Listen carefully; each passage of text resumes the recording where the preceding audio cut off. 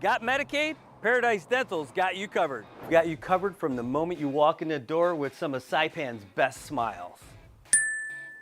Medicaid covers your fillings, your extractions, and your checkups with no out-of-pocket expense. And Medicaid covers all of your x-rays without any additional cost to you. So remember, if you've got Medicaid, you're covered. Don't wait for a toothache. Call Paradise Dental today. Come here often.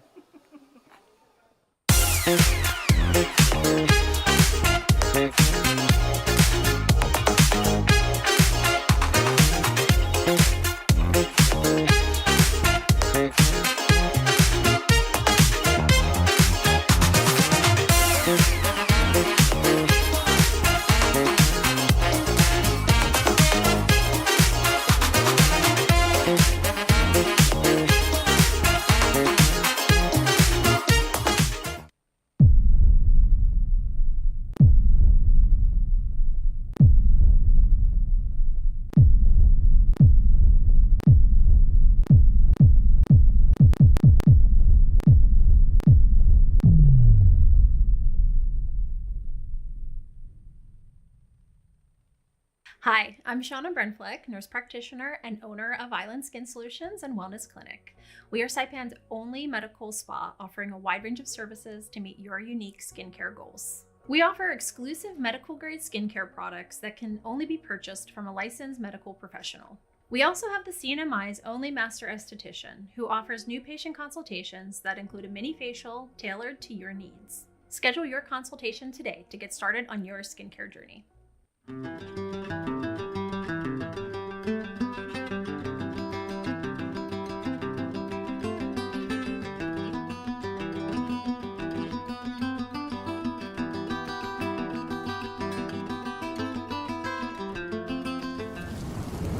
Aw, they got rained out.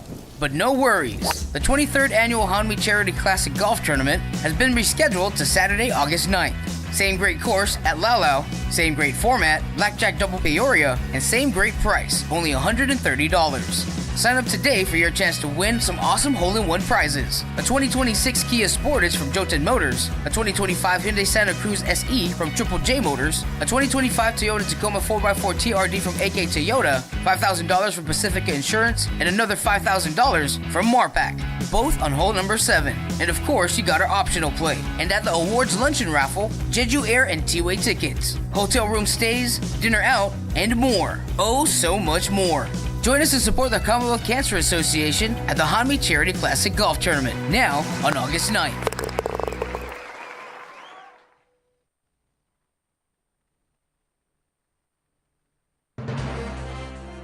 AP News, I'm Ben Thomas. Economic news tops the day's headlines with the Commerce Department reporting the gross domestic product grew at a surprising 3% annual pace in the second quarter, while the Federal Reserve decided to leave its benchmark interest rate unchanged again. Sagar Magani has a closer look. Chair Jerome Powell says the variable remains Trump tariffs. Higher tariffs have begun to show through more clearly to prices of some goods. But Powell says the Fed's holding off on a rate change while watching whether the tariffs are having a one-time impact or persistently pushing up prices. We think we have a long way to go to really understand exactly how it will be. Economists like PNC Financial Services' Gus Fauché expect Fed action in coming months. I think we will see rate cuts later this year. Though Powell's not committing to one at the next Fed meeting in September. Sort of an amazing situation. President Trump's been pushing Powell to lower rates, citing a strong economy. 2 Trump Fed Governing Board nominees did split ranks, voting to cut rates. The first time in more than 30 years, 2 Fed governors dissented. Sagar Magani, Washington. Doubts that the Fed will cut rates at its next meeting in September weighed on stocks. The Dow fell 171 points, or about 0.4%. The S&P fell about 0.1%, while the Nasdaq edged higher, but again just about 0.1%. President Trump says the U.S. and India are still negotiating, but he intends to impose a 25% tariff on Indian goods starting Friday, plus an additional import tax because India's purchasing oil from Russia. After an 8.8 magnitude earthquake struck near Russia's Kamchatka Peninsula, tsunami advisories in the U.S. are being canceled. However, new alerts in South America have forced evacuations and closed beaches. And Colorado dentist James Craig has been convicted of murder in the poisoning death of his wife. This is AP News. In Springfield, Ohio, defending Haitians from deportation. This is something that our faith requires. Central Christian Church pastor Carl Ruby. If there are laws that don't respect human dignity, we feel that our commitment to Christ requires that we put ourselves in places where we may face some of the same threats. Ruby said the group is trying to push the Trump administration to reverse its decision to strip legal protections for hundreds of thousands of Haitians under temporary protected status. It would be an absolute disaster if we lost 10,000 of our best workers overnight. The Department of Homeland Security said in June that it would terminate TPS as soon as September 2nd for about 500,000 Haitians in the U.S. DHS says conditions on the island nation have improved enough to allow for their safe return. I'm Haya Panjwani. There's more news at apnews.com. I'm Ben Thomas. Thanks for listening. As the day unfolds with laughter and cheer, Brad's got the magic that brings us all near. Sharing tales of hope, dreams that shine bright. Good morning, Marianas, together we ignite. So join under the palm trees, we dance through the days. With rhythm and soul in so many ways. Together we rise, through the moments we share. Good morning, Marianas, feel the love everywhere. Wake up to the sunshine in the morning light. Good vibes all around, everything feels right. Brad on the show, bringing joy to our day. Into the Marianas breeze, let the worries drift away. Yeah, that was the air. Our connection grows stronger. We show that we care. Rock on, feel the soulful flow. Good Brad on in Mariana, that's where you belong. The sweet island breeze and the ocean's embrace. Brad's got the stories, sun life behaves. Southside meditated, fall in this ride. Yeah, we're shining with love as our guide. So raise your voices high, let the music play on. Good morning, Marianas, we're where you belong. We're bringing heat today, so let's get started. Woke up and smiled, the sun shining. Holy cow. Shining. We survived. Good morning, Marianas. We are back. Oh my goodness. And we are getting ready. We're getting started right away. You guys been hearing, you already got your AP update, so you're all caught up to date with everything that's happening in the United States and all around the world. We got weather to talk about too. In fact, it's 81 degrees outside right now. It's a beautiful day. After everything that happened yesterday, we had a regular show lined up yesterday, and then everything went to, everything went away. Okay, terrible. All right, anyway, 81 degrees outside. Humidity is at 91%. It's a thick one out there with 2 C's. So be careful when you're going out there. You're figuring out what you're going to wear today. Today's a great day for shorts. Saipan almost every day is. It's perfect. We're looking at isolated showers, mostly sunny skies. High near 86 today. It's going to be nice and calm and totally chill. That's exactly what we need after a day like yesterday. I promise we will not be on the air as long as we were yesterday. But what I can tell you is that we're also going to be doing a long distance phone call. What? Yes, I know. We're going to call the land of 671 because they reached out and said, hey, you guys want to call us? And I'm like, yeah, let's do this. We're going to call the Ray Gibson morning show over there in Guam. And we're going to be talking to the real Joe here in just about a second. Good morning. This is a long distance call from Saipan. Yes, please hold for Mr. Rosala. Oh, we'll accept the charges. Boop. Is that you, Mr. Rosala? No. Yes. Maybe. Yes. I just hope you're not a Chinese spy. Hold on, okay? On that. I did not get around to doing traffic last hour, but we did get a telephone call from an alert listener that the light over at 1 and 16 at the Micronesia Mall is inoperative right now. Oh, yeah, even Dedido by the KFC. Oh, really? Yeah. Okay, so up around Leche Machete and that street? Yes, sir. Okay, so it's tsunami damage. Yeah. It was tsunami damage. The feds will pay for that. Thank you. Call FEMA right away. Get them on the line. 717 on the line. Now from the NMI, and I think I'm on his screens as well. Is that what it is? That which way should I look? Do I look this way or that way, Brad? Just keep looking amazing. Thank you so much. Thank you so much. Well, you were looking amazing as well. I saw you a little bit yesterday, and they had some exterior cameras that you had online, so you could see if in fact there was something like a tsunami that was going to break shorelines in the NMI yesterday.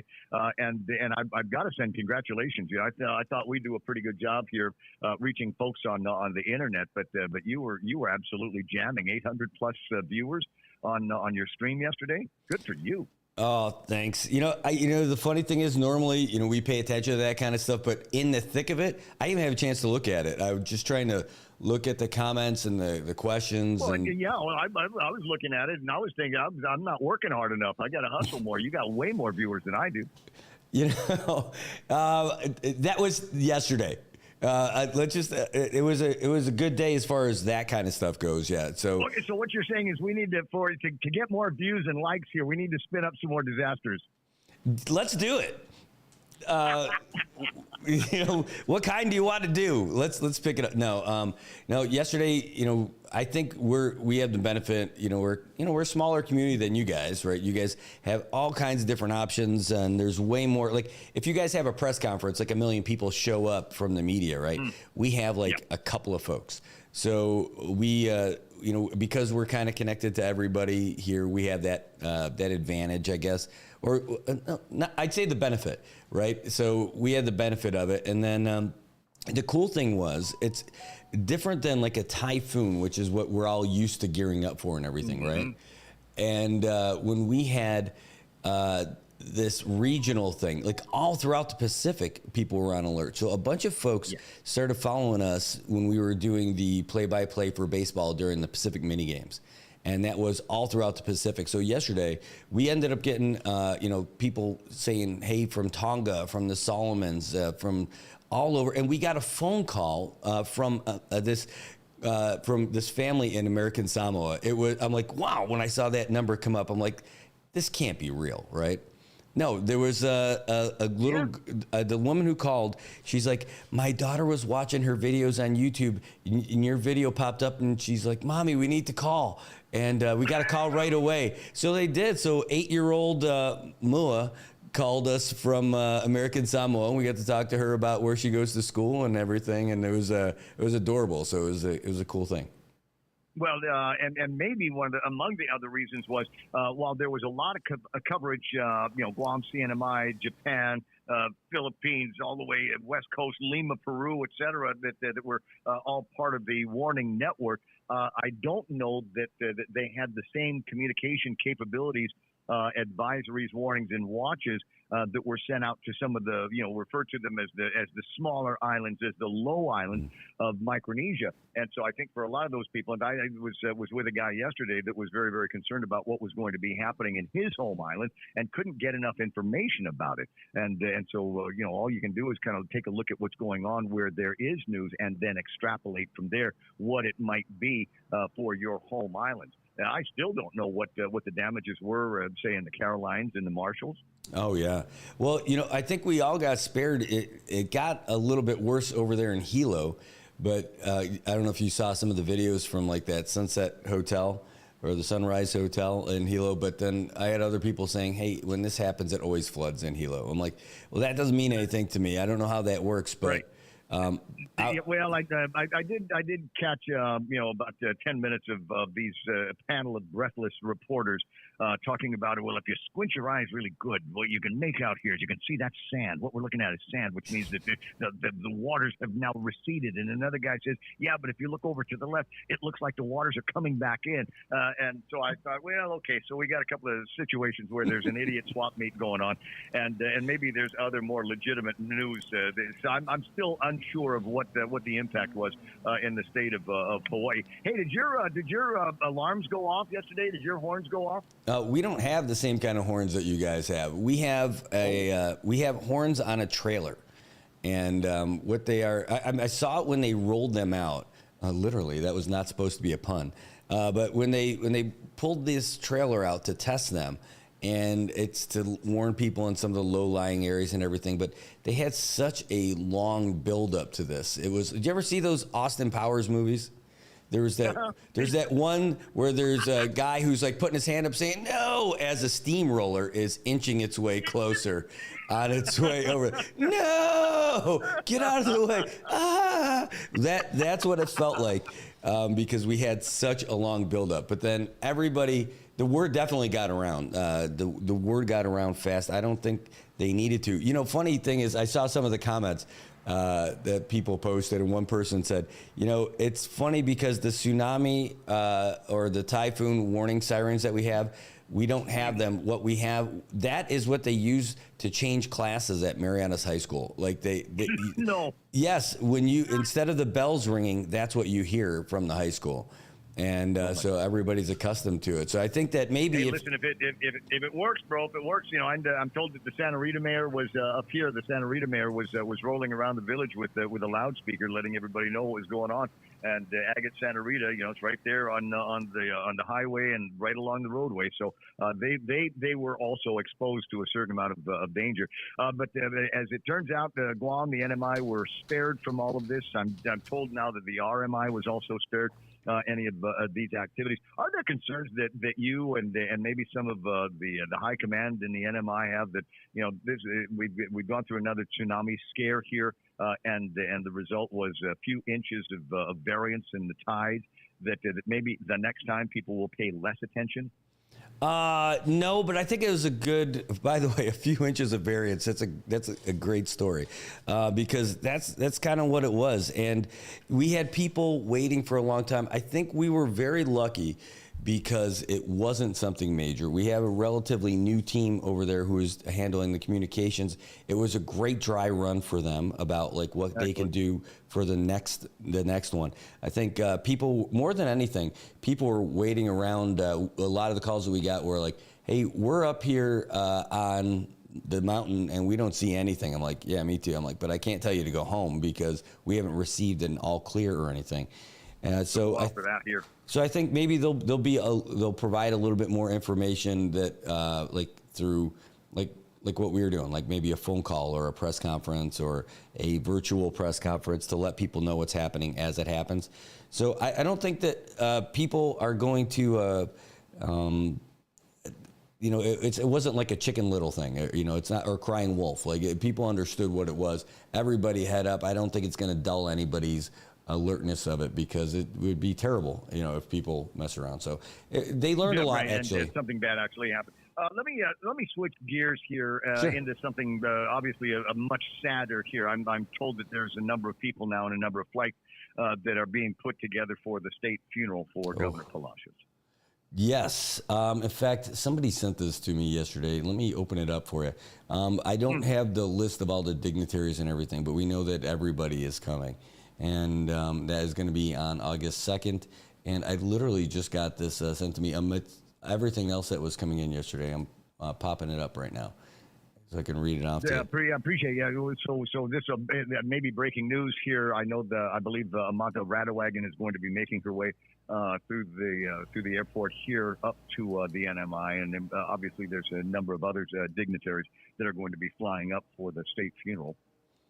Yeah, and we're looking forward to welcoming everybody to help them. You know, it's going to be comforting to the family. It's going to be comforting to the community.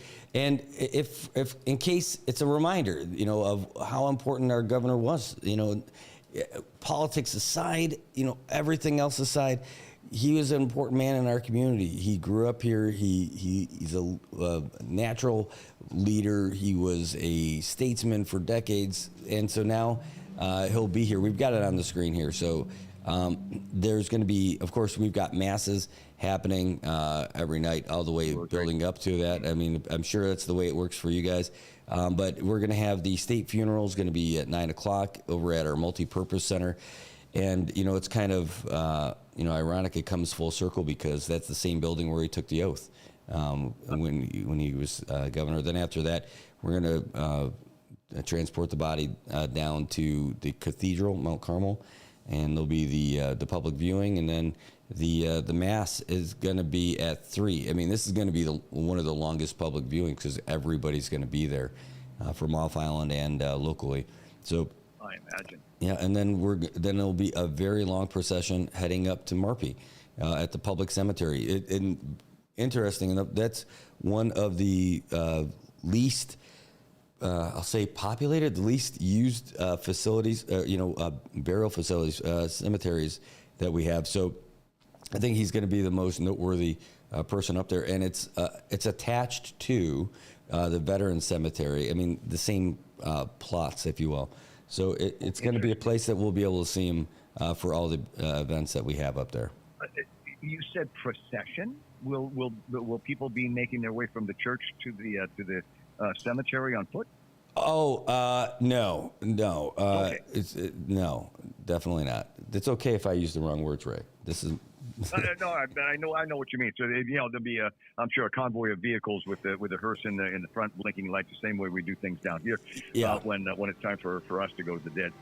It's certainly an interesting last couple of days for everybody in the media up there. I just wanted to touch base with you and see what was going on, and congratulate you on some serious viewership yesterday. On your feed. Unfortunately, it came at the threat of a disaster. But an important reminder of just how valuable having a voice out there is, and I'm glad it's yours.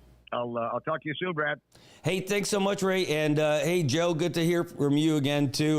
Man, I'll tell you, when we're setting up the calls and everything, the back and forth is hilarious. So have a great day, Guam, and I can't wait to visit you guys again. Hey, dude, check your smoke detector, man. Half marathon coming up in September. It's at Leo Palace, up to Jordan, and then back down to Leo Palace. I'll shoot you some details. I love it.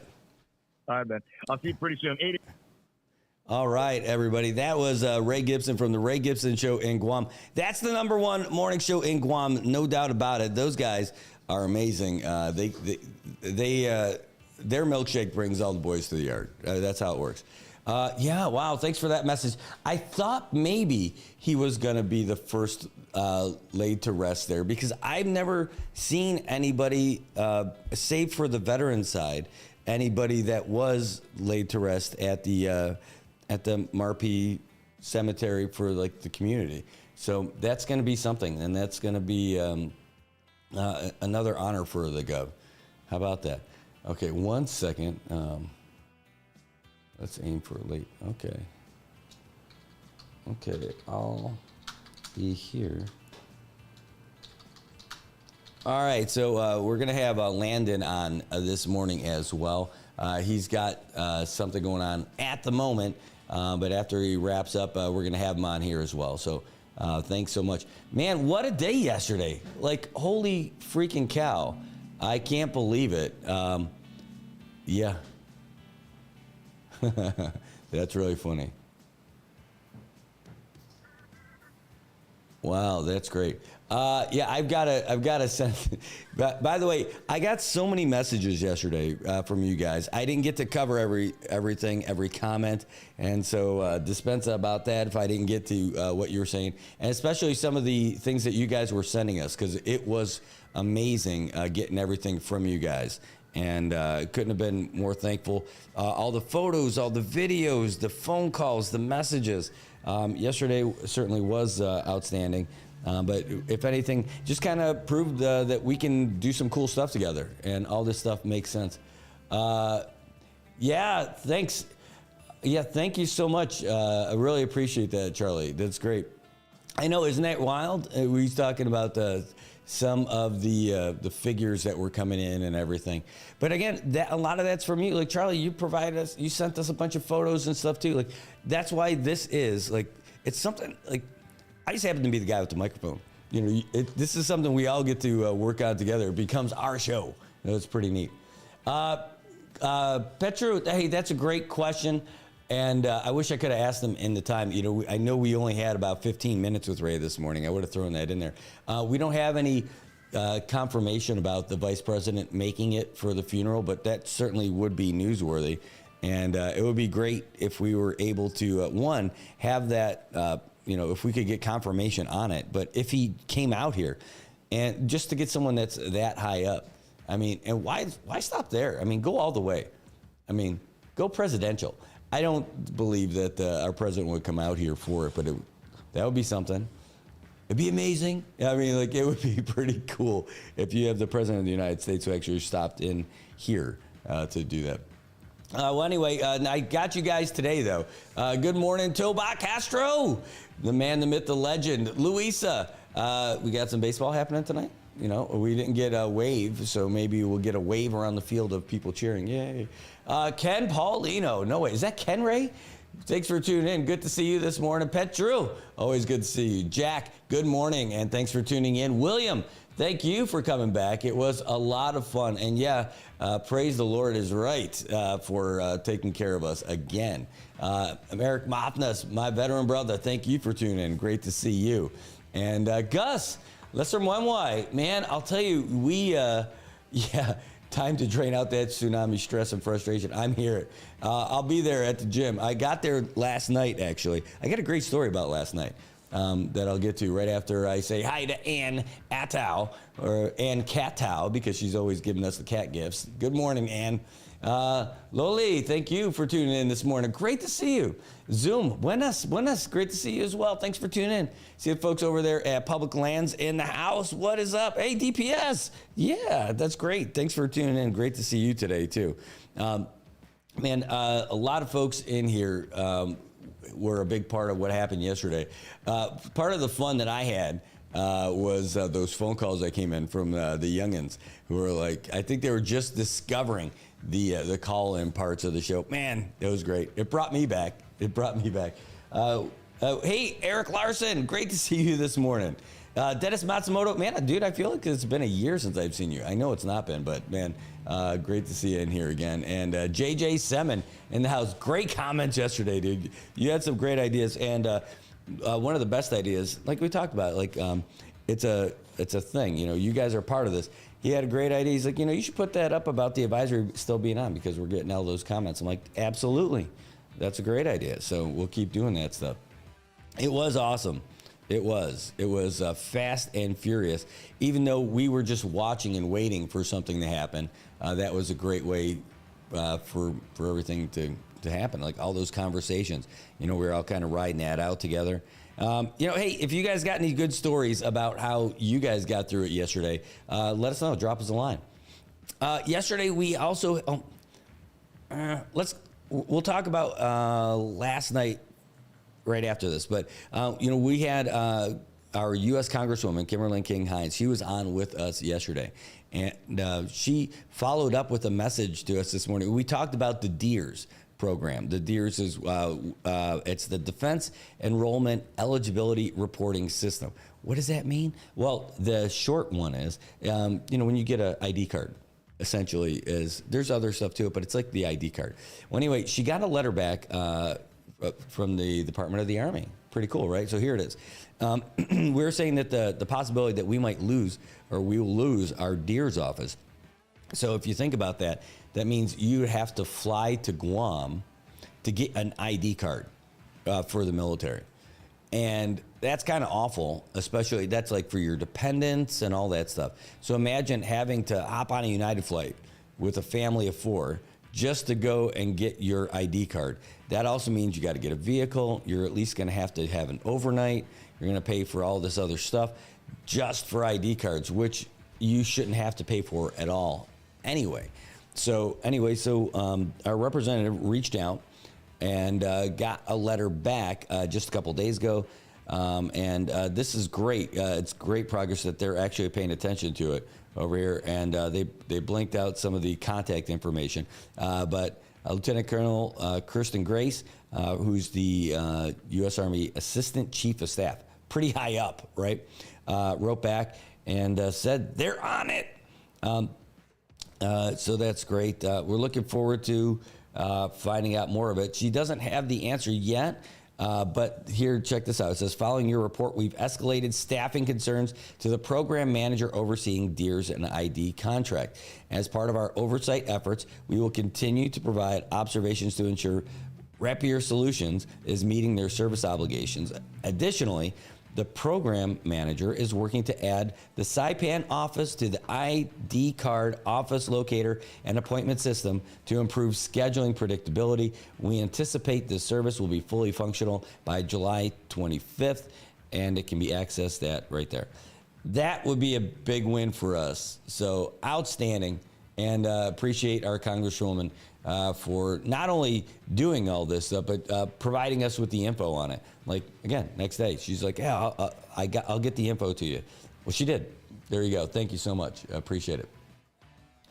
And John says, that's why Saipans are not feeling if we're a part of the American, when a United States governor from territory and not even media in the state acknowledges that U.S. Governor of a territory passed away. Yeah, I know that feeling. I know it. Because that would normally come up. I don't know how often that happens. Let's see.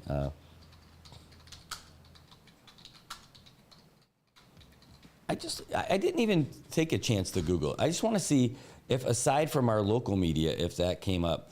I mean, of course, so it was definitely in the Western Governors Association. They did that. That's not a media outlet, though. And the regional stuff out here, I'm not counting that, but I'm looking for the mainland. This is a group that's trying to get full voting for the CNMI and all the other territories. They're covering it. And you know what, John? I didn't even think that it's not in there.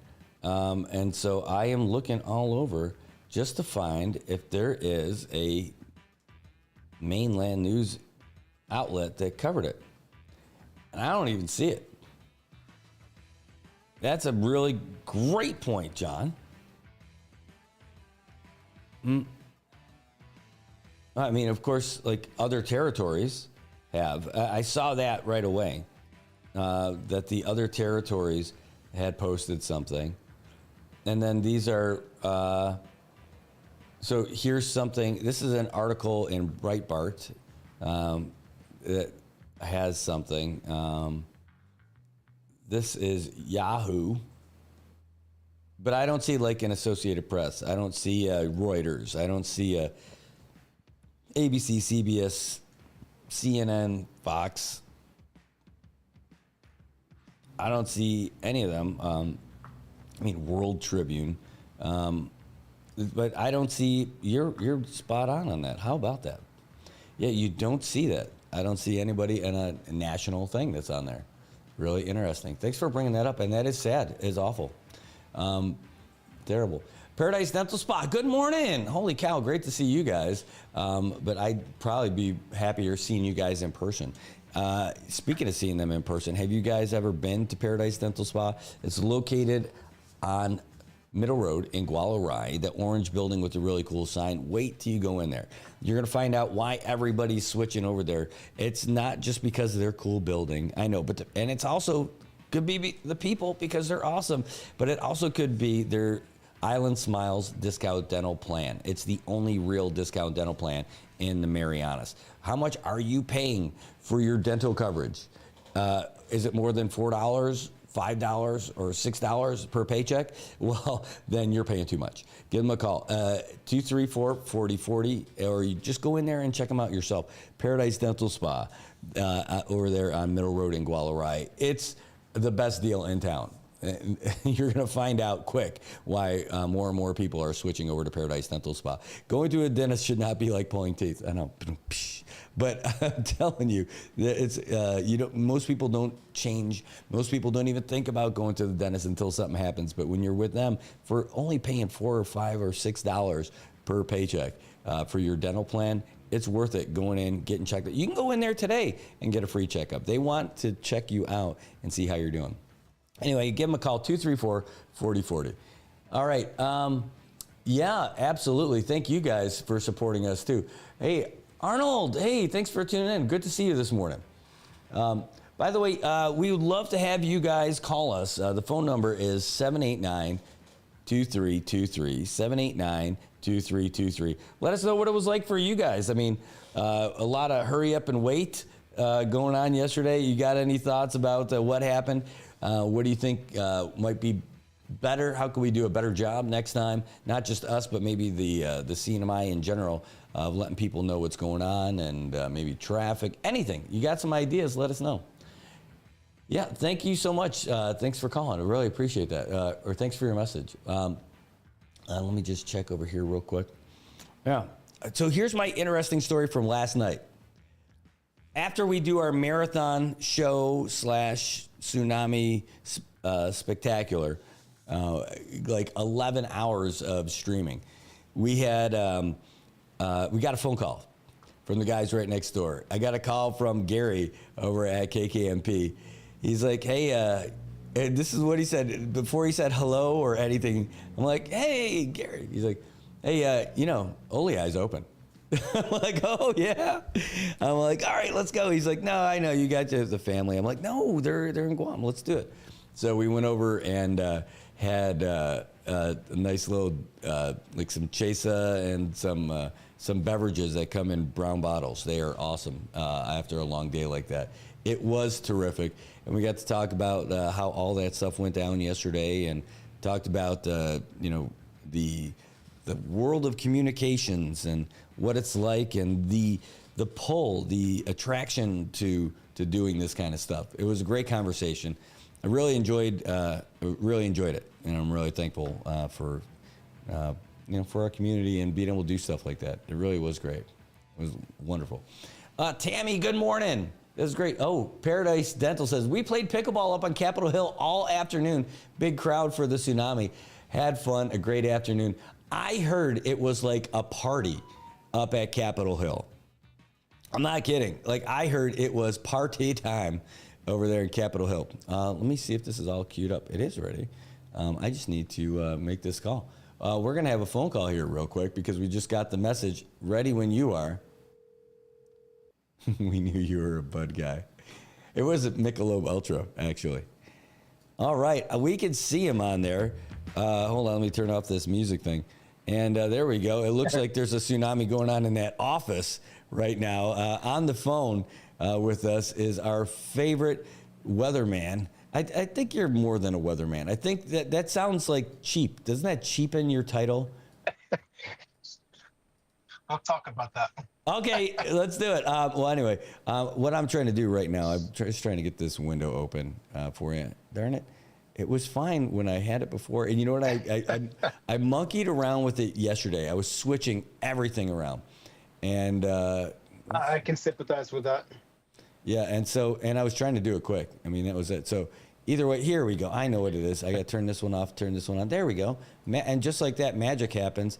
Kapow. Look at that guy right there. Magic. You're only cutting off the top part of your head, but that's okay. People don't need to see it. Oh, there you go. Oops. Now you're good. There we go. So Landon Aylett, our favorite meteorologist, our favorite Aylett too. Sorry, Brandon. But sorry, Brandon. But anyway, I think he's still asleep anyway. Yeah, I don't know why. I mean, it's not like he was doing any of the work. I mean, definitely you're the guy who was making all the calls, doing all the videos, What a day. What a day.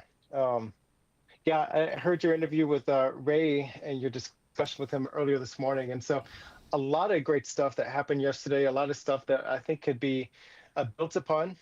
And so we were looking through all the data and details. I'm going to try to clean up this event today. There's a lot of stuff to take note of and to review because these tsunami events, they are fairly infrequent events, but they can be very high impact.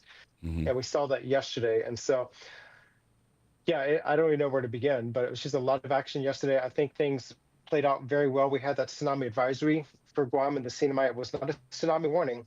It was a tsunami advisory, meaning that we're expecting small waves and strong currents in the waters. And so that definitely played out. We're looking at the tide gauges.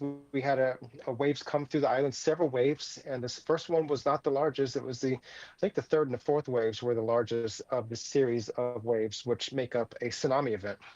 And so things played out very well. Most people, if you're standing on the beach, you probably didn't see anything. And that was because we're going to low tide. There was no inundation, but these waves are small, but had a very clear signal in the tide gauges and buoys around the region. So we did see that tsunami signature in the gauges. Did pass through the region. We did have those strong currents, but luckily no other impacts. Well, and we got to be thankful for that. I mean, because in the whole region was on alert, right? We saw all those flags that were up on the map that came up, and the way it's, when you see the color purple and it means threat, that kind of says something. And except for Guam had the yellow. Guam was special. And that's the key. That's one of the technical details on the tsunami.gov website. I'm looking at that now. And those purple areas, let me turn my camera around while I'm looking at the screen. So I'll show you what we're looking at. This is the tsunami.gov webpage, and let me blow this up. There we go. So looking at the tsunami webpage, those purple markers, those are threat messages. And so there's two different types of messages coming from the Pacific Tsunami Warning Center. The threat messages, those are issued from the PTWC for the international locations. The other markers, and Tsunami should have been a yellow marker or an orange marker with us yesterday, but there's some shape files that are improperly updated. So it still has Tsunami loaded as a international location, but Guam and the Tsunami, we should be located as a domestic. And so this really happened around 2014. The PTWC and the global warning process for tsunamis changed radically. The PTWC stopped issuing watches and warnings for all of the international locations around the Pacific and started issuing threat messages that would then go to national stakeholders and focal points for tsunami warnings. And it would be up to those individual countries to issue their own watches and warnings.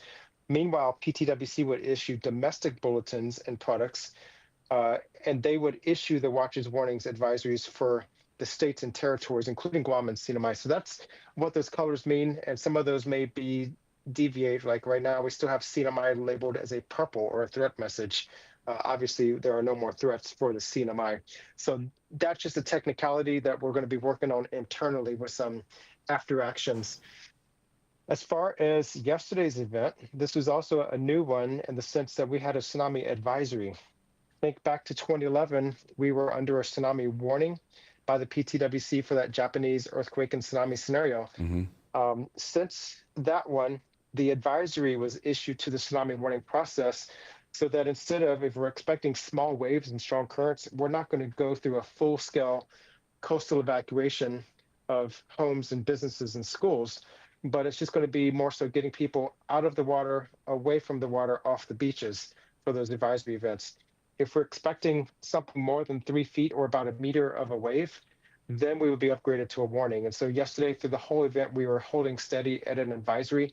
And of course, I'm getting the question, should we go ahead and just out of caution evacuate people? And that's such a hard question to answer because you always want to be cautious, but at the same time, you don't want to unnecessarily call for a full-scale evacuation. And so luckily, that was not the case, but I understand a lot of people did self-evacuate. There are a lot of traffic problems on Saipan and in Guam. People were fearful of a large wave. I suspect a lot of that was coming from social media sources and national and international news sources where people were sharing information that were blasting tsunami warnings, tsunami is coming, and you see those videos coming from Russia and people were saying that wave is coming here. And while that's partially correct, it's also incorrect because the wave impacts that we expect here were significantly less than what was seen in Russia and less than what was seen in Hawaii. So there's a lot of variabilities, and public education and understanding of all of this is such a key component of the process. And so we do a lot of work with the CNMI Homeland Security Office, we do tsunami awareness training every 1 to 2 years to make sure that all the new people in the CNMI government positions are well trained and educated on the terminology, what things mean, and the communications and warning communications process. You know, we were watching all this, and we are only putting out the information that we get from you guys and from the Emergency Operations Center, you know, the Warning Center and all that. But there's so much info that's going out, and people always want more, right? So there's always a thirst for more information. Yeah, that's exactly it. People want information, and that's where it's important that the public authorities that were communicating that information from the very moment that earthquake happened. Many of us have phone apps or different things on our phones that alert us to that tsunami. Oh my gosh, how big is it? What is it going to do? What does it mean for us? And so immediately, the first thing we should do in the emergency management community is to put out a press release saying an earthquake with these parameters occurred. CNMI does that very, very well. And so they communicate exceptionally well from the Homeland Security Office to make sure the public is aware that we are aware, that we're watching this, that we're monitoring the situation.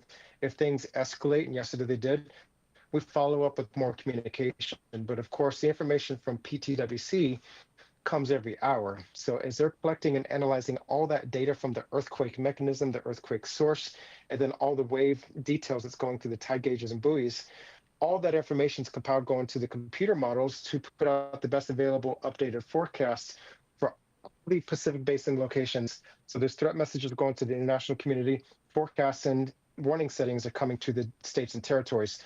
That comes out every hour. So at the meantime, what do you do between those hourly bulletins? Well, there's not much new information coming out, but we have to be taking a lot of action and decisions and meetings offline behind the scenes. So a lot of the media and the public aren't going to be seeing those discussions. But I can assure you, between those bulletins, there is a lot of things happening in the background with Homeland Security, with the Weather Service, Tsunami Warning Center, and a lot of collaboration. I had multiple phone calls overlapping, multiple Zoom meetings overlapping. We had live Zoom feeds with CNMI Homeland Security, Guam Homeland Security, and the compacts. Initially for Micronesia, but we expanded it to include the U.S. government, the U.S. embassies, Australian embassies, and the compacts to make sure that we're all having open communications and Q&A as people have those questions. That's excellent. So that was something different because it wasn't a typhoon that was going to be affecting like one little, relatively one little area, one specific area. The tsunami was affecting everything, right? It potentially had the effect of that. And so I think that's what happened to us yesterday because people from all over the Pacific were tuning in from different places. And I wonder, is there something like what you guys do that reaches out to all the different governments and all that other stuff? And maybe you just answered it right there because I don't know that there's like a central agency that covers all that stuff. But, you know, people from Solomons, Tonga, American Samoa, FSM, Palau, they were watching what we were doing yesterday, following it. And the only information that we really had was about specific to here. Yeah. And that's the important part is that people in Guam and the CNMI should really listen to the local information. Because if you're watching the national news outlets in the States, all you're going to see is red, tsunami warning, warning, warning. That doesn't necessarily apply to us locally.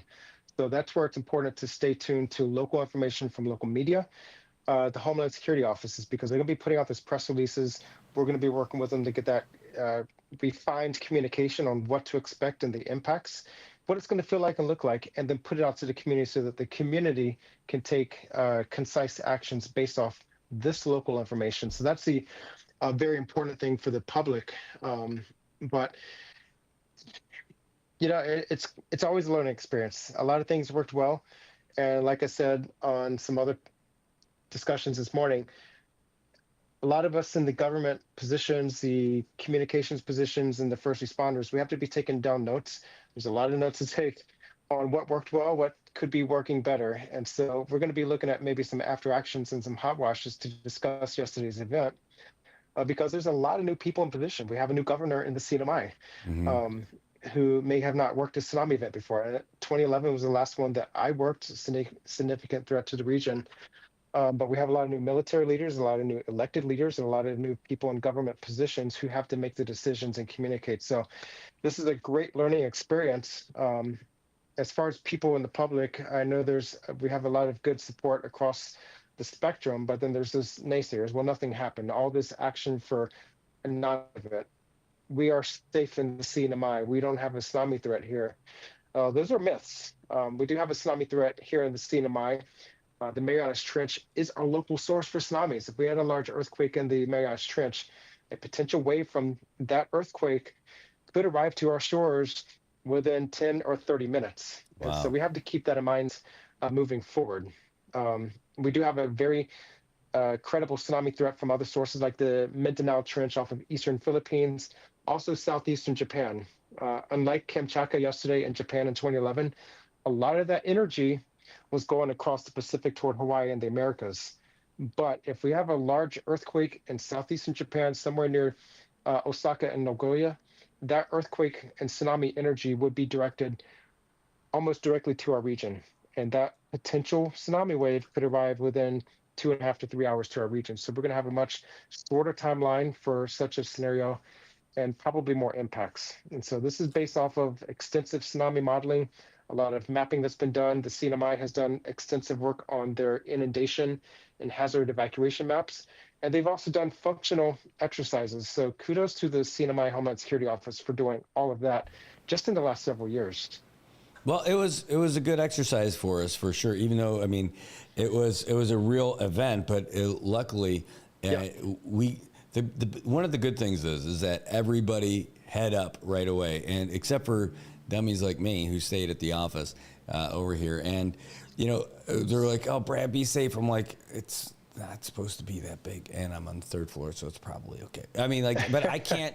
It's not like, hey, everybody else do what you want to do. No, I mean, it wasn't the thing. But over here, it was fine, and we had a good look at everything too. And when we went outside, it was a ghost town. It was the quietest.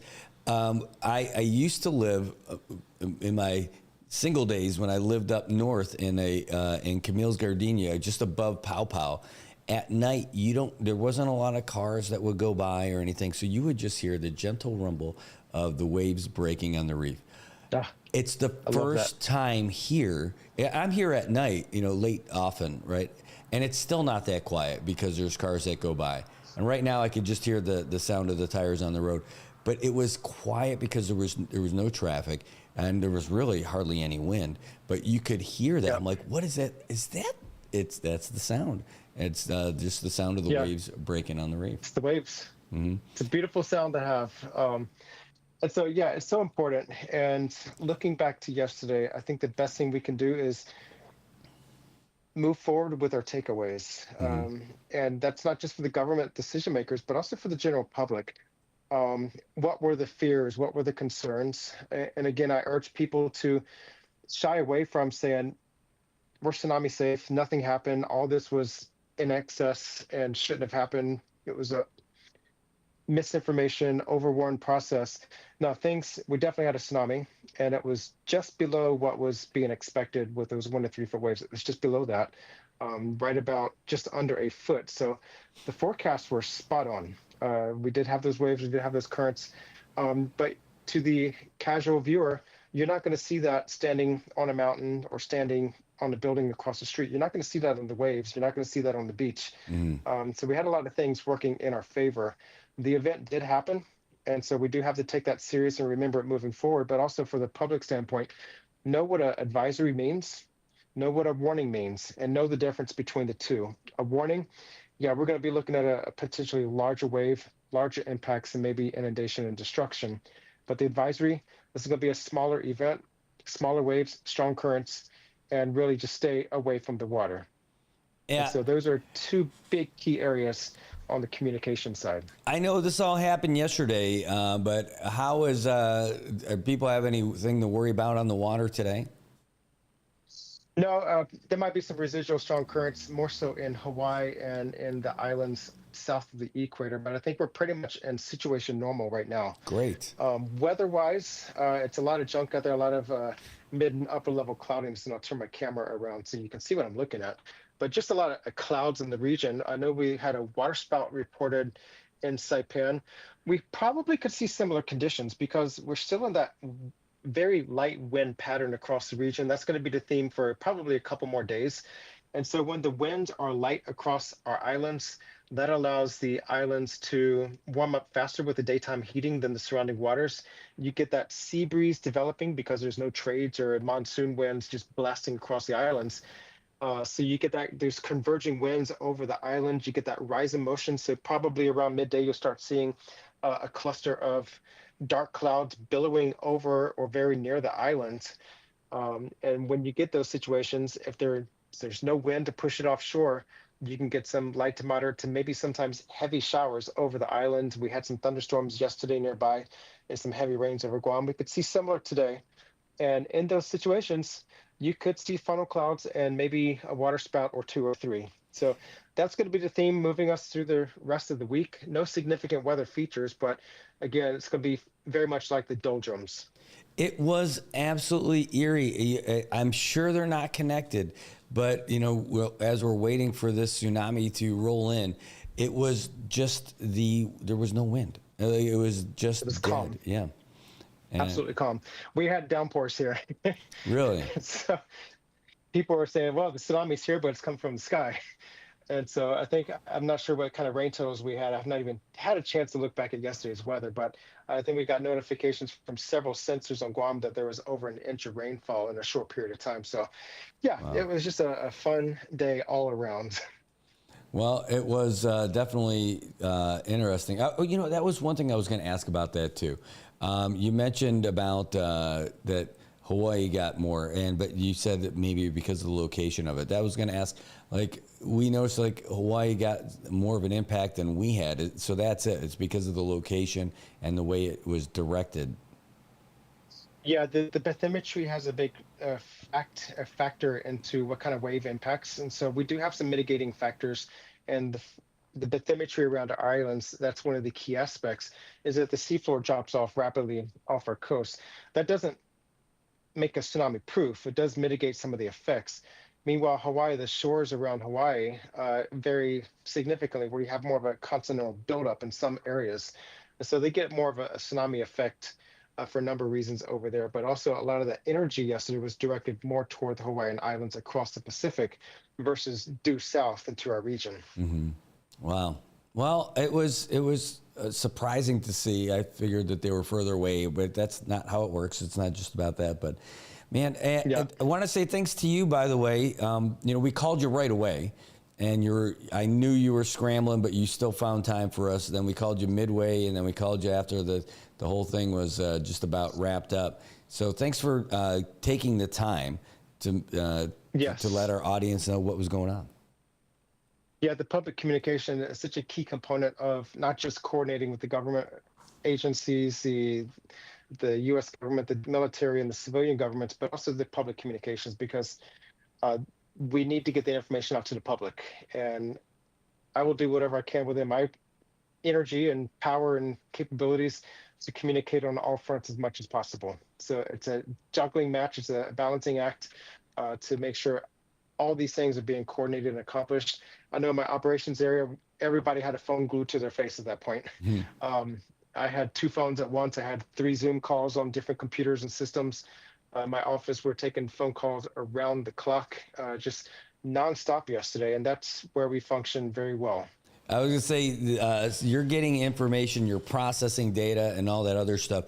You're like, you got to make information public, but you've got a lot of publics to serve, so it's not just us. I mean, there's so many different people. So that's why I know that there's probably a line a mile long, and we really appreciated that you let us. I feel like we skipped ahead a little bit. So thanks so much. Absolutely. All right. Some people I missed them completely. I got several interview requests. And I just got the messages late last night when I finally got home, and I'm like, oh, crap, I missed your message. So I sent out some apologies to a lot of people over the last 6 hours. Well, hopefully we don't have a whole lot to deal with until next week. So next Wednesday, let's do this again. Absolutely. All right. Landon, thanks so much for being a regular fixture for the show, but for providing great information to all the folks here in the Marianas. Really appreciate it. Yep. See y'all next week and stay safe, CNMI. All right. You too. Take care. That's Landon Aylet. You know him. You love him. He builds stuff. He builds models. He forecasts weather models. He builds gigantic towers to raise money and products and food for charity. My gosh, this guy does everything. The only thing he needs is a contract for shampoo. Who's going to be the one that's going to line up for that one? Anyway, Landon, thanks so much. I have one. You have one? 3. 3. I love it. All right. See, we get comedy out of it, too. It's even better. All right, Landon, take care. Thank you so much again. Bye. All right, there he is, the man, the myth, the legend. So glad that we get to have him on the show and to talking about what's happening in our region and let us know what's going on. All right, we're going to take a real quick break, and then we're going to be bringing you the latest update from the Associated Press. In fact, that sounds like a pretty good idea to do, so don't go anywhere. Take a real quick commercial break to give some love to our sponsors, and then we'll be right back with the Associated Press and other stuff to go. We'll see you in a bit.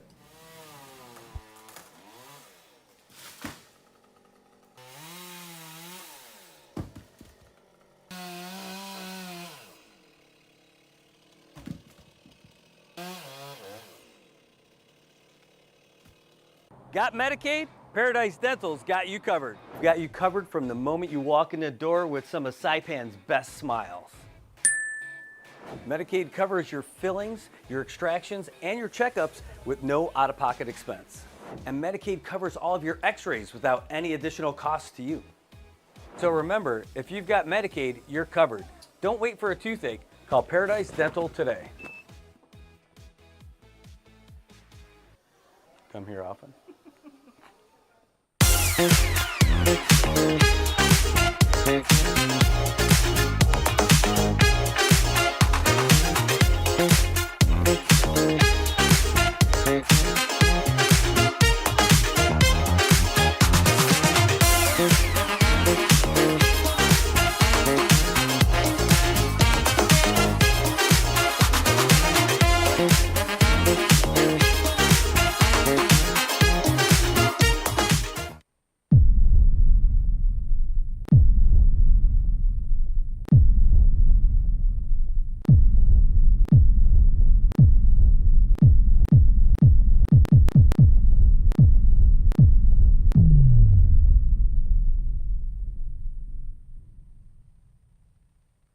Hi, I'm Shauna Brenfleck, nurse practitioner and owner of Island Skin Solutions and Wellness Clinic. We are Saipan's only medical spa offering a wide range of services to meet your unique skincare goals. We offer exclusive medical grade skincare products that can only be purchased from a licensed medical professional. We also have the CNMI's only master esthetician who offers new patient consultations that include a mini facial tailored to your needs. Schedule your consultation today to get started on your skincare journey.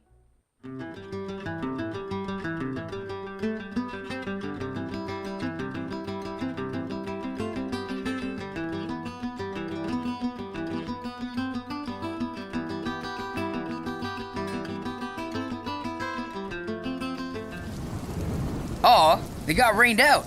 But no worries. The 23rd Annual Hanmi Charity Classic Golf Tournament has been rescheduled to Saturday, August 9th. Same great course at Laulau, same great format, Blackjack Double Peoria, and same great price, only $130. Sign up today for your chance to win some awesome hole-in-one prizes. A 2026 Kia Sportage from Jotun Motors, a 2025 Hyundai Santa Cruz SE from Triple J Motors, a 2025 Toyota Tacoma 4x4 TRD from AK Toyota, $5,000 from Pacifica Insurance, and another $5,000 from Marpac, both on hole number 7. And of course, you got our optional play. And at the awards luncheon raffle, Jeju Air and T-Way tickets, hotel room stays, dinner out, and more. Oh, so much more. Join us to support the Commonwealth Cancer Association at the Hanmi Charity Classic Golf Tournament, now on August 9th.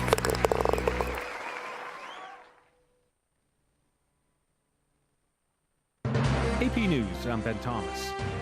A Second quarter rebound for the U.S. economy. Mike Kempen reports numbers came in better than expected. The Commerce Department says the economy expanded at a surprising 3% annual pace from April through June. Gus Fauché, chief economist at PNC Financial Services Group, says a drop in imports in the second quarter played a big role. What we have is an economy that is expanding. We do have consumers spending a little bit more. We have businesses that are investing a little bit more. However, there's evidence U.S. consumers and businesses are wary about the economic uncertainty arising from President Trump's attempts to restructure the economy by slapping big taxes, tariffs, on imports from around the world. Fauché says he expects economic growth to slow to about 1.5% the second half of this year. I'm Mike Kempen.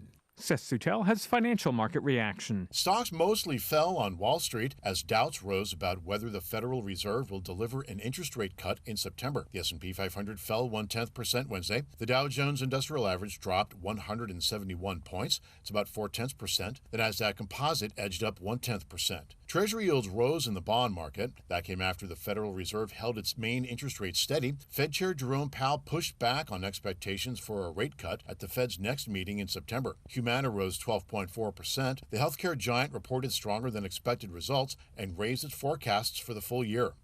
Seth Sutel, New York. President Trump says he'll impose a 25% tariff on goods from India starting Friday, plus an additional import tax because of its purchases of Russian oil.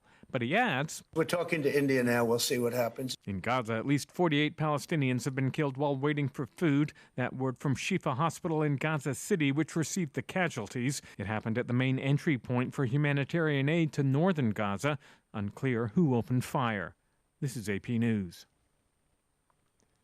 Tsunami advisories along the U.S. Pacific coast are being canceled following the 8.8 magnitude earthquake that struck near Russia's Kamchatka Peninsula. But new alerts in South America have forced evacuations and closed beaches. Marcela Sanchez has more. That's audio from a shaking room in Kamchatka. The earthquake is now one of the century's most powerful, triggering tsunami warnings and advisories across the Pacific, including Hawaii, Alaska, the U.S. West Coast, and Japan. I was very scared. The warnings were for all over Japan, so I was frankly scared. That's Misachi Yoshiro, a Tokyo resident. She and her husband spent most of the day at home monitoring the news until they felt it was safe enough to go outside for a walk. Meanwhile, Chile upgraded its tsunami warning to the highest level for most of its 4,000-mile Pacific coastline. I'm Marcela Sanchez. The latest developments at apnews.com. I'm Ben Thomas. Thanks for listening. Aw, they got rained out. But no worries. The 23rd Annual Hanmi Charity Classic Golf Tournament has been rescheduled to Saturday, August 9th. Same great course at Laulau, same great format, Blackjack Double Peoria, and same great price, only $130. Sign up today for your chance to win some awesome hole-in-one prizes. A 2026 Kia Sportage from Jotun Motors, a 2025 Hyundai Santa Cruz SE from Triple J Motors, a 2025 Toyota Tacoma 4x4 TRD from AK Toyota, $5,000 from Pacifica Insurance, and another $5,000 from Marpac, both on hole number 7. And of course, you got our optional play. And at the awards luncheon raffle, Jeju Air and T-Way tickets, hotel room stays, dinner out, and more. Oh, so much more. Join us to support the Commonwealth Cancer Association at the Hanmi Charity Classic Golf Tournament, now on August 9th. If you see something, say something. And stay anonymous. Call Crime Stoppers at 234-7272 or submit a tip online at nmicrimestoppers.com. No names, no caller ID, no recordings, just your info. And if your tip leads to an arrest, you could earn up to $1,000 in cash. Your tips have helped take hundreds of criminals off the streets in the NMI. It works because of you. Crime Stoppers, we want your information, not your name. PHI is your local pharmacy serving customers in Cagman, Garapan, and Dandan since 1996. Shop PHI Pharmacy for all your prescriptions, and we even offer a large line of multivitamin supplements. Our Dandan location is open weekdays from 8 to 6 and 8 to 4 on weekends. Or visit our Garapan and Cagman locations weekdays from 8 to 6 and 8 to 1 on Saturdays. Check us out online at phipharmacy.com or follow us on Facebook. PHI is a locally owned independent community Health Mart pharmacy. Health Mart, taking the time to listen and care.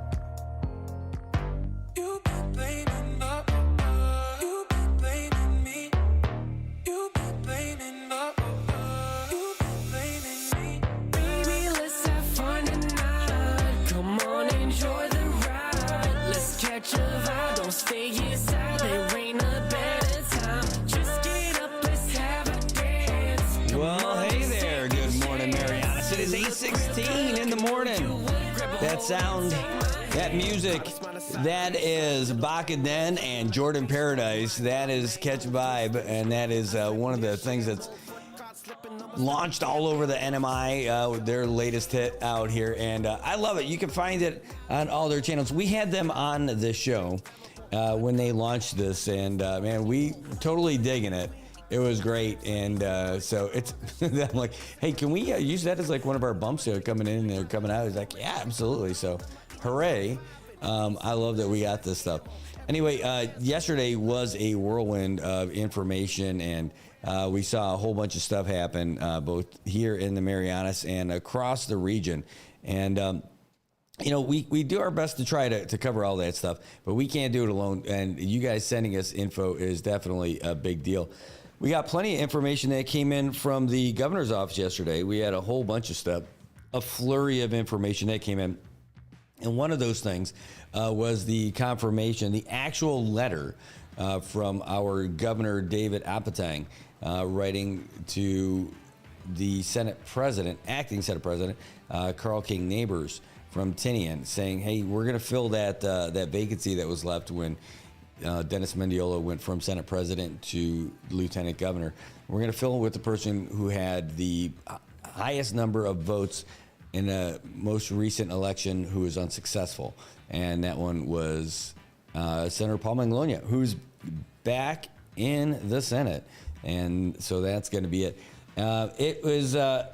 I mean, that was just an actual official appointment. We already talked about it. We knew that was what was going to happen. But amidst everything that was happening yesterday, that was one of them, that letter being submitted.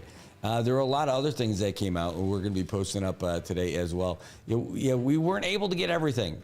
Go figure. A lot of stuff that was happening yesterday. But there is a ribbon cutting for the Marpee Cemetery. And that's going to happen tomorrow. Again, not a groundbreaking, a ribbon cutting.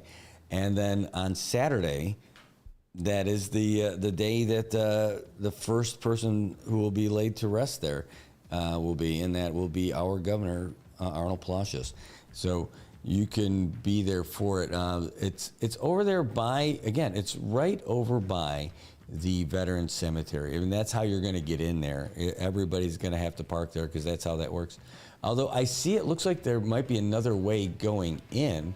I'm not sure if that's the case. I'm looking at a map that they've got access to it, but normally I'm accustomed to pulling in by the Veteran Cemetery side, and they have another chapel over there just for the public side.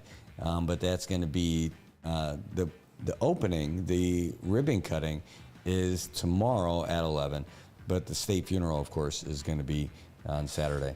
And we'll have that for you as well. Another chain of happenings here in the Marianas. It seems like the news cycle just does not end here, and that's great for us because we'll be here for it. What else do we have here? Let me read this out because we're going to be posting this online also. Again, just because we were just overwhelmed with things yesterday. We could not get everything, and at the end of the day, I was ready to go. True story. Here, that's the ribbon cutting. Where's the other one that we got? This is an important one for you. Oh, yeah, here's the press release. And thankfully, we had Secretary of Public Lands, 6'2" Iggy Somar, in the studio with us yesterday, so it got a lot of this stuff out there. But just so you know, this was, we got some updates from what's going on with Road Resort, Canoa Resort, and Managaha, the request for proposals for all those properties. And here's what we got. So DPL Secretary said, here's what we got.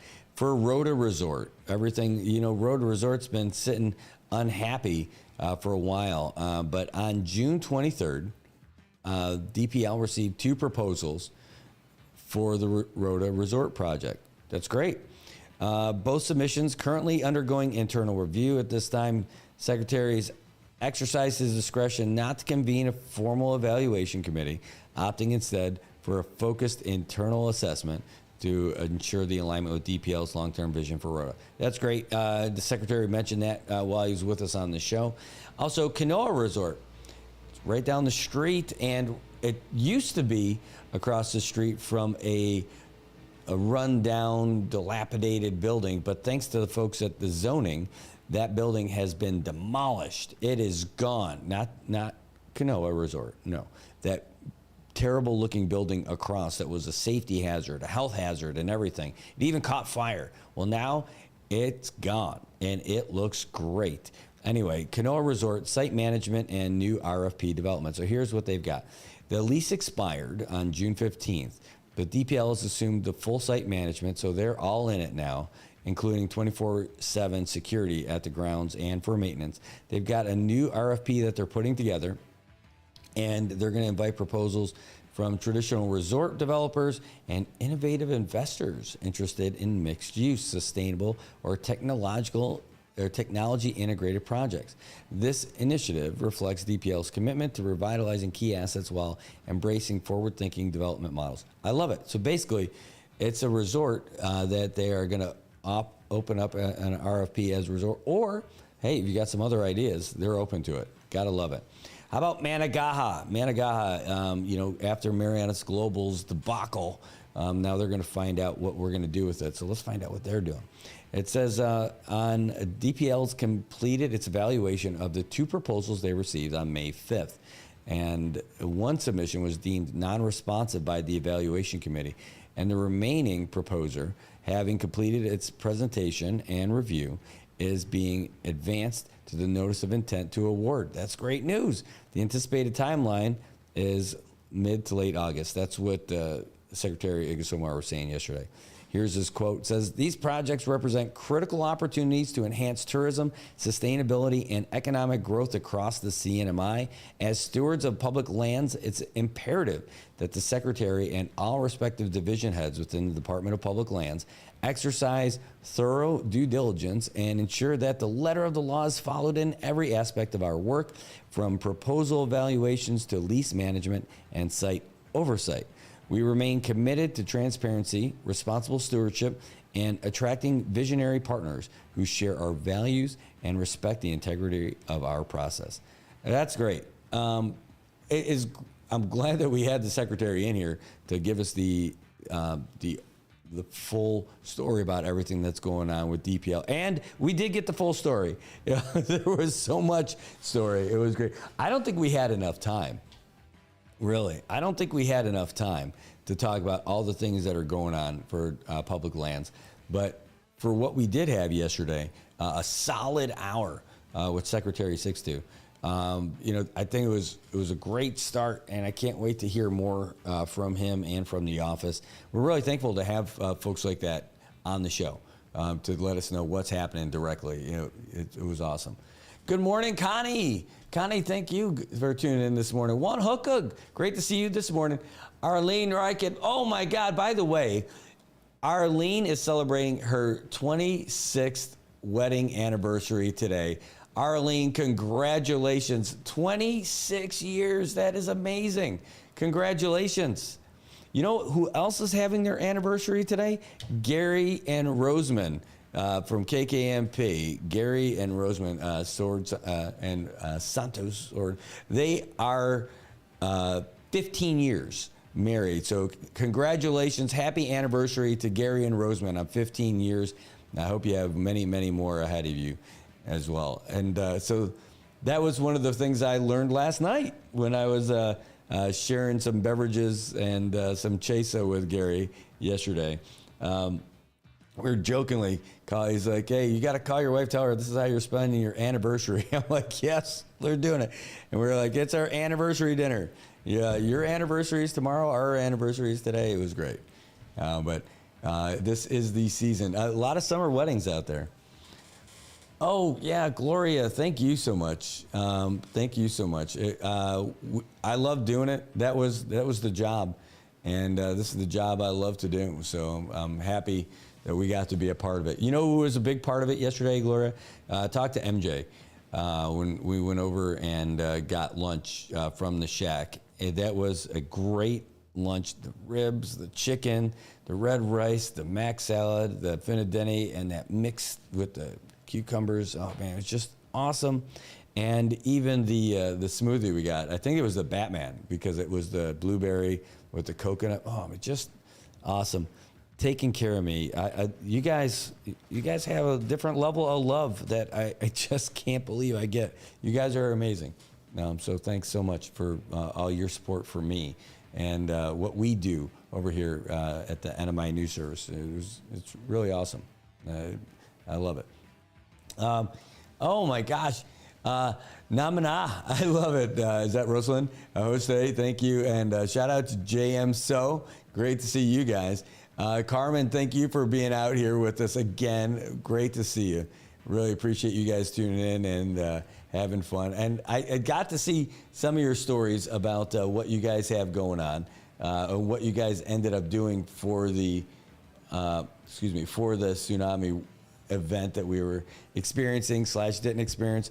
But, I think I learned something about tsunamis. If we're not doing the show, what I would want to do is have a set of things that I would bring to the high ground that include a grill and a cooler. You guys can get even if there's nothing going on, you get to enjoy it. Hang out with everybody. Make friends while you wait for a wave to get here or not. It sounded like there was a lot of fun on Capitol Hill. And I saw everybody hanging out over by the airport field also. That looked like a great spot for everybody. And, it was funny because, you don't think about it in terms of what people are, how people interpret some of the information that came in. People were asking, hey, do you think we're safe over here? Hey, do you think we're safe over here? Based on the information, we know, what the way we interpreted some of that. But if someone's like, do you think we'll be safe in Guadalupe? I'm like, absolutely, Guadalupe. But I also didn't. Does Guadalupe, does that extend all the way to Beach Road? Because the Beach Road part, I would say no. But for the folks who are up higher, for sure. Petra says, need to put an Earth Cam up at World Resort. That'd be a great spot. That would be a great spot indeed. I totally agree. I mean, as many as we could get here, I would love to do it. Roland, good morning. Thanks for tuning in. Great to see you. Yeah, good morning. That's awesome. What else do we got going on? I know we got the commercials blowing up all the time about the golf tournament being moved to next weekend. This Saturday is the state funeral.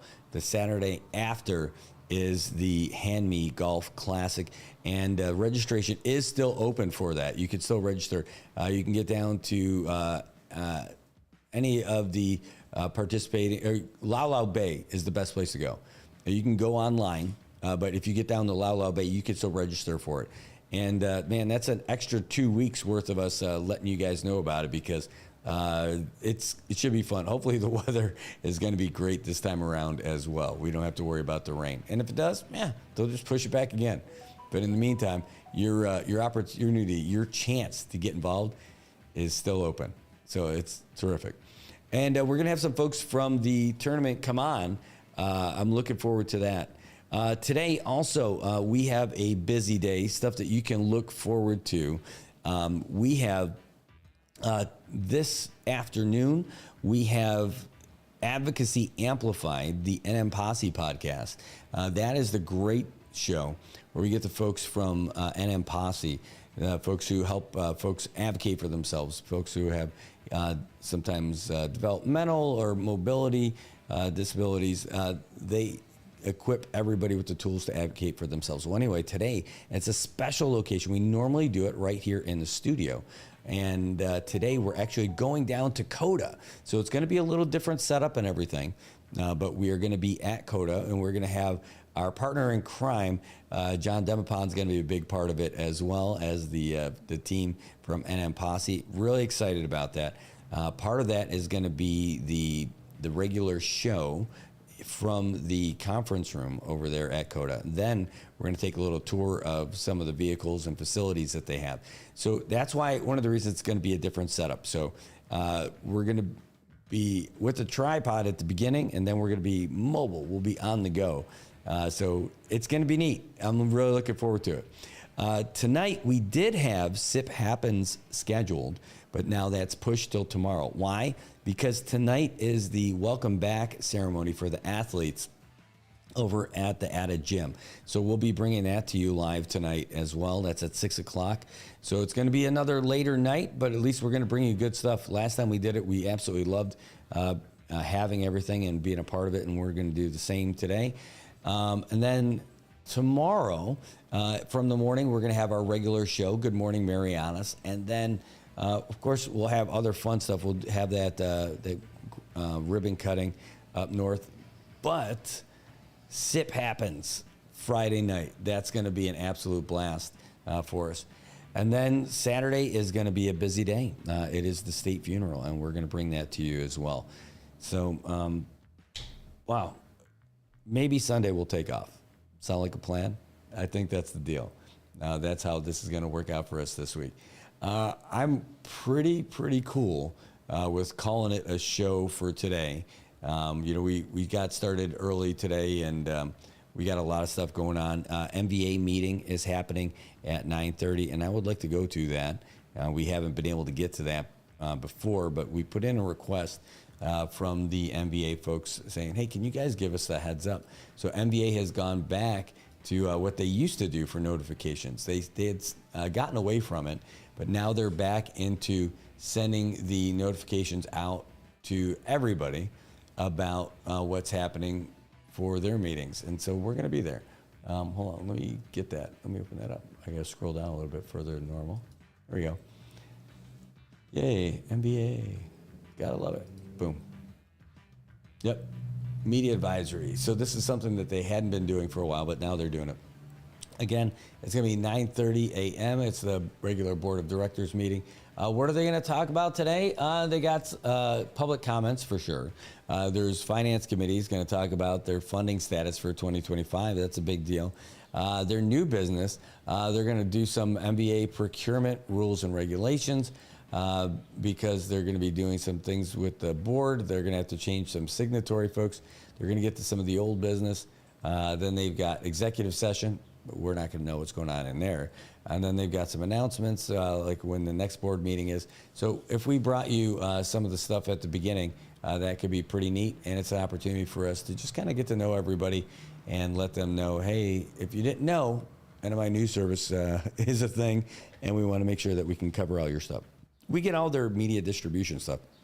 But with regards to the board meetings and what they're doing, I want to give them the opportunity. These are folks who work hard for our community to try to get us the best public look forward and get our tourists coming back in here.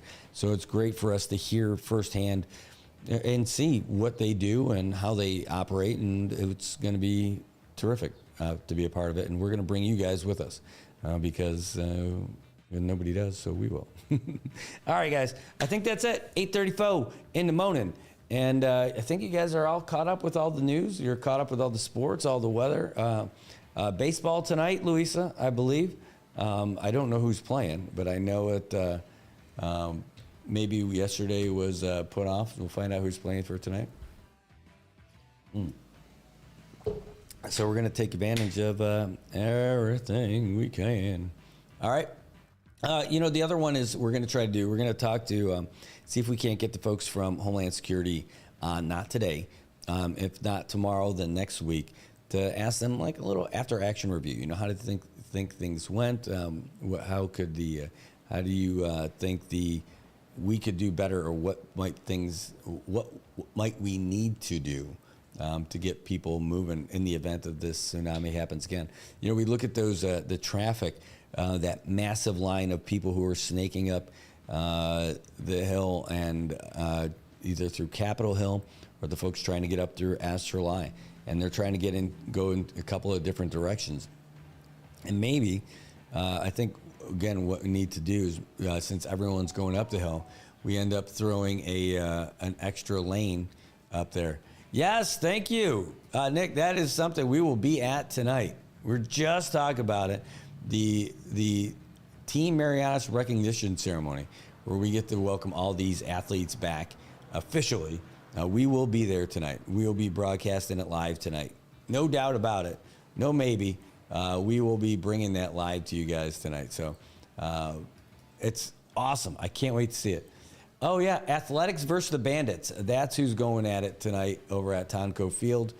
So we'll be in the area for that ceremony anyway. So we're going to be bringing you all the action, but that's going to be the thing. So we're going to be doing, haven't confirmed it yet, but yeah, it is a beautiful day. It is outstanding. All right, so after all that talk, I guess we are officially going to wrap it up now. So I want to say thanks to you guys for tuning in. We'll be back again later with that other coverage for the meetings, for Advocacy Amplified. Tonight we'll have live coverage again of the Athletes Recognition Ceremony, and we're going to do it all again tomorrow morning as well, and keep that information train headed your way. All right, guys. Well, you have a wonderful day. I hope it's tsunami free for you too. All right. Take care. Thanks for hanging out, and we'll see you guys in just a little bit.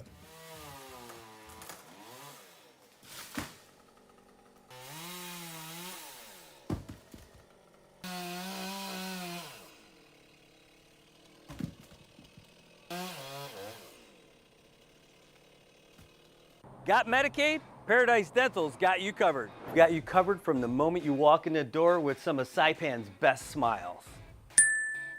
Medicaid covers your fillings, your extractions, and your checkups with no out-of-pocket expense.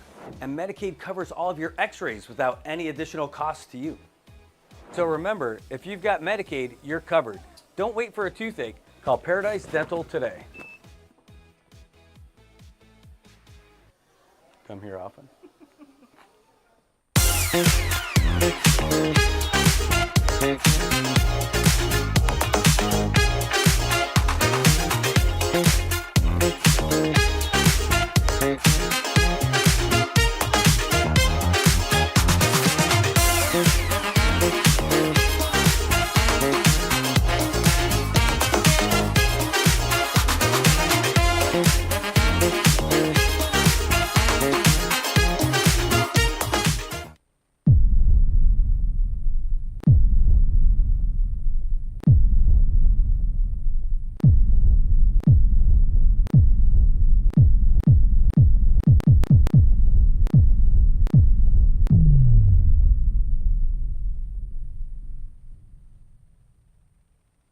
Hi, I'm Shauna Brenfleck, nurse practitioner and owner of Island Skin Solutions and Wellness Clinic.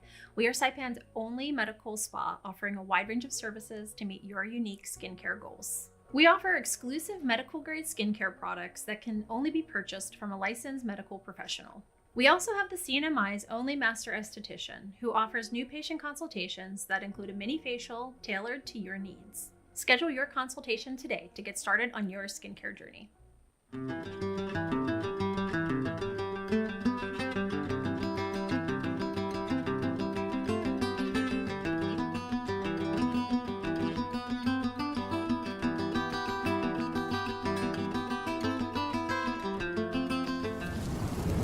Aw, they got rained out. But no worries. The 23rd Annual Hanmi Charity Classic Golf Tournament has been rescheduled to Saturday, August 9th. Same great course at Laulau, same great format, Blackjack Double Peoria, and same great price, only $130. Sign up today for your chance to win some awesome hole-in-one prizes. A 2026 Kia Sportage from Joten Motors, a 2025 Hyundai Santa Cruz SE from Triple J Motors, a 2025 Toyota Tacoma 4x4 TRD from AK Toyota, $5,000 from Pacifica Insurance, and another $5,000 from Marpac, both on hole number 7. And of course, you got our optional play. And at the awards luncheon raffle, Jeju Air and T-Way tickets, hotel room stays, dinner out, and more. Oh, so much more. Join us to support the Commonwealth Cancer Association at the Hanmi Charity Classic Golf Tournament, now on August 9th.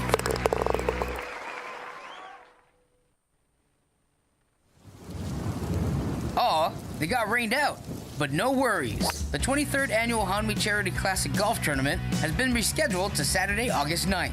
Same great course at Laulau, same great format, Blackjack Double Peoria, and same great price, only $130. Sign up today for your chance to win some awesome hole-in-one prizes. A 2026 Kia Sportage from Joten Motors, a 2025 Hyundai Santa Cruz SE from Triple J Motors, a 2025 Toyota Tacoma 4x4 TRD from AK Toyota, $5,000 from Pacifica Insurance, and another $5,000 $10 from Marpac, both on hole number 7. And of course, you got our optional play. And at the awards luncheon raffle, Jeju Air and T-Way tickets, hotel room stays, dinner out, and more. Oh, so much more. Join us to support the Commonwealth Cancer Association at the Hanmi Charity Classic Golf Tournament, now on August 9th. If you see something, say something, and stay anonymous. Call Crime Stoppers at 234-7272 or submit a tip online at nmicrimestoppers.com. No names, no caller ID, no recordings, just your info. And if your tip leads to an arrest, you could earn up to $1,000 in cash. Your tips have helped take hundreds of criminals off the streets in the NMI. It works because of you. Crime Stoppers, we want your information, not your name. PHI is your local pharmacy serving customers in Cagman, Garapan, and Dandan since 1996. Shop PHI Pharmacy for all your prescriptions, and we even offer a large line of multivitamin supplements. Our Dandan location is open weekdays from 8 to 6 and 8 to 4 on weekends. Or visit our Garapan and Cagman locations weekdays from 8 to 6 and 8 to 1 on Saturdays. Check us out online at phipharmacy.com or follow us on Facebook. PHI is a locally owned independent community Health Mart pharmacy. Health Mart, taking the time to listen and care.